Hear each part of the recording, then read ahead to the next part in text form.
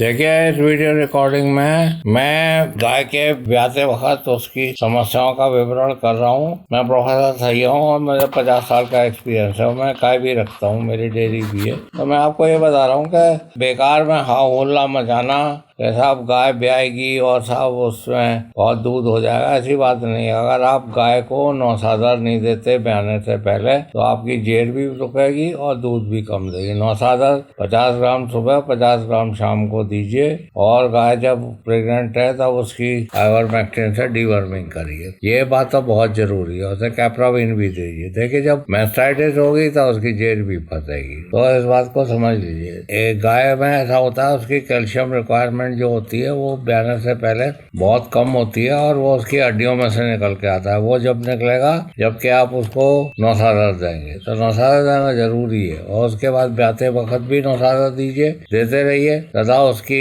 Miller mixture की मात्रा को 200 ग्राम प्रति 10 किलो कर दीजिए। वैसे उसमें 100 ग्राम होती है पर उसे बढ़ा दीजिए 2-3 दिन के। उसके साथ साथ लैक्टेट भी दीजिए आप उसे, और ट्रांसमिक्स भी, मैं तो ट्रांसमिक्स देता हूँ और लैक्टेट भी देता हूँ। तो उसे उनमें जब तक उसके दम नहीं होगा, कैल्शियम उसमें पूरा नहीं होगा तो जेर नहीं निकलेगी। जेर तो कैल्शियम जो है वो मसल को कॉन्ट्रैक्ट करता है, उसी से निकलती है। दूसरी बात यह है कि जेर नहीं निकल रही है तो आप जो है उसमें ब्याने से पहले ही उसके लिए क्लोप्रोसिनोल का इंजेक्शन रख दिए, दोनों पुट्ठों पर लगा दिए, 2-2 ml जेल कर दीजिएगा, आपको कोई दिक्कत नहीं होगी। देखिए, आप पहले से इंतजाम करके रखिए ना। आप मुझसे पूछ लीजिए, मेरे वीडियो है ब्याती हुई गाय में क्या करना चाहे। अब ब्याने के बाद फिर एकदम अल्लाह मचा कर सब जेर नहीं निकल रही, जेर नहीं निकली तो कोई ऐसी खास बात नहीं है। अगर उसका टेम्परेचर 100 से नीचे चले जाएगा, गाय मर भी जाएगी मिल्की हुई।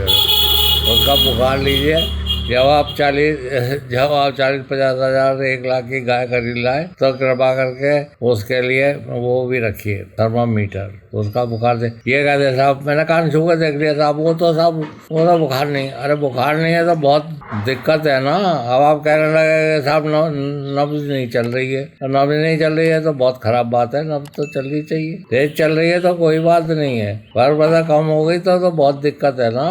इसी तरह अगर टेम्परेचर, हर एक जानवर का टेम्परेचर जो है अगर 100 से कम हो जाएगा तो उसकी जेर नहीं निकलेगी। इसको समझ लीजिए। इसमें जो है ये कोई मोटरसाइकिल नहीं है कि आपकी पंचर हो गई तो कल ठीक करा ले। अगर आपने पहले से ध्यान नहीं रखा और उसकी सर्विसिंग ठीक करके नहीं रखी, आपको 1-8 लाख का नुकसान हो जाएगा बैठे बैठे। अगर आपकी गाय को मैस्टाइटिस हो गई, अगर आपकी गाय का बच्चा मर गया, पॉलिस्टीन वगैरह तो बच्चा मर जाए कोई बात नहीं है, चलो, पर अगर वो उसकी सीमेंट बढ़िया है तो उसमें भी बहुत बड़ा नुकसान हो जाता है। इसलिए आप जो है बच्चे की भी फिक्र करिए। बच्चे की फिक्र के भी मैंने वीडियो बना रखा है। उसमें जो है वो थैलेरिया से मर जाते हैं इसके बच्चे, तो आप देख लीजिए। उसमें ब्रू पार्वोकोनोन आप लगा देंगे तो वो बच जाएंगे। डायरिया से मरते हैं, उसमें कोवैक्टान लगा देंगे। डायरिया से, निमोनिया से मरते हैं, उसमें क्या कहते हैं कोवैक्टान लगा देंगे आप 4 ml प्रति 45 किलो, और 4-5 दिन तो बच जाएगा। उसमें नेवरलेल, डायरिया,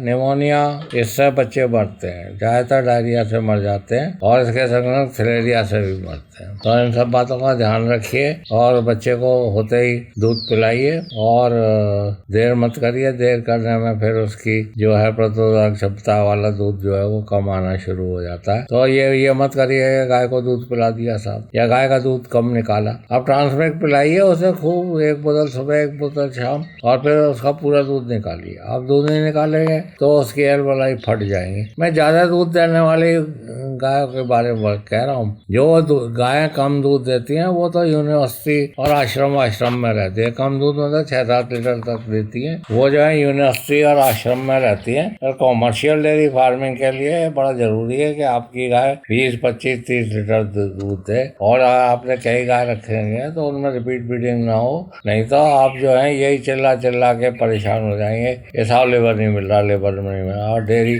आपको बंद करने की नौबत आ जाएगी। और आप 20-25 लीटर की गाय रखेंगे और रिपीट ब्रीडिंग नहीं होगी, मैस्टाइटिस नहीं होगी, तो आपको ना लेबर की प्रॉब्लम होगी, ना भूसे की प्रॉब्लम होगी, ना साइलेज की प्रॉब्लम होगी। मतलब 30 लीटर की गाय रखता हूँ तो मुझे तो कोई प्रॉब्लम नहीं है, ना लेबर की प्रॉब्लम है, ना ज़्यादा बड़ा हो उससे, थोड़े में ही हो जाता है। मैं रिटायर्ड प्रोफेसर हूँ और वेटरनरी में PhD हूँ और मैं पढ़ाता रहा, 35 साल तक मैंने पढ़ाया, पर मैं गाय जरूर रखता हूँ, गाय, कुत्ते, मुर्गी सब रखता हूँ। और मैं वेटरनरी डॉक्टर को भी बता रहा हूँ, जब तक आप इन स्पीसीज को नहीं रखेंगे और इनका दर्द नहीं समझेंगे और इनसे लाभान्वित नहीं होंगे या इनका नुकसान, इसके नुकसान का दर्द आपको नहीं होगा, तब तक आप डॉक्टरी नहीं कर सकते। ये मैं इंसेमिनेटर को भी बता रहा हूँ और वेटरनरी डॉक्टरों को भी बता रहा हूँ और वेटरनरी प्रोफेसर को भी बता रहा हूँ, और ये मेरा मानना है। और इसी को मानते हुए बहुत से इंसेमिनेटर जो हैं उन्होंने अपनी डेयरी खोल ली है,